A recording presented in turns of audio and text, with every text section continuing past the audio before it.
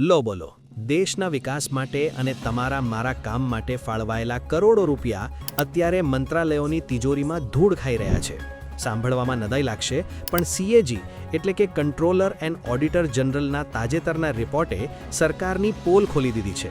નાણાકીય વર્ષ પૂરું થવાને આરે છે, છતાં ઘણા મંત્રાલયોએ તેમનું અડધું બજેટ પણ વાપર્યું નથી. કોર્પોરેટ અફેર્સ મંત્રાલય 93% રકમ હજુ તિજોરીમાં પડી છે. જલશક્તિ મંત્રાલય, જે પીવાના પાણી માટે છે, ત્યાં 72% બજેટ વપરાયેલું છે.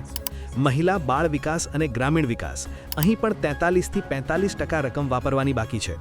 વિચારો, જો આ પૈસા સમયસર વપરાયા હોત તો કેટલા ગામડાઓમાં નળથી જળ પહોંચ્યું હોત કે કેટલી નવી સ્કીમ્સ અમલમાં આવી હોત. હવે પ્રશ્ન એ થાય કે આ લોકો પૈસા કેમ નથી વાપરતા? એના મુખ્ય 3 કારણો હોઈ શકે. 1. એડમિનિસ્ટ્રેટિવ રેડ ટેપ, ફાઇલો ક્લિયર થવામાં થતો વિલંબ. 2.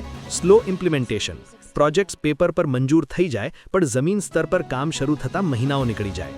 3. સ્ટ્રિક્ટ મોનિટરિંગ, હવે ફંડ રિલીઝ કરવા માટેના નિયમો કડક થયા છે. જ્યાં સુધી જૂના પૈસાનો હિસાબ એટલે કે યુટિલાઇઝેશન સર્ટિફિકેટ ના આપો ત્યાં સુધી નવું ફંડ મળતું નથી. નિયમ મુજબ જો આ પૈસા માર્ચના અંત સુધીમાં નહીં વપરાય તો તે સીધા નાણાં વિભાગને પરત કરવા પડશે, અને પરિણામ આવતા વર્ષે એ મંત્રાલયનું બજેટ કાપી નાખવામાં આવશે.